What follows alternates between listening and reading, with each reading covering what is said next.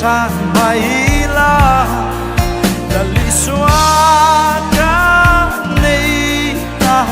engmah reng angai tawhlo amah chuan lengdun harsatna kara Thlarau Chawm le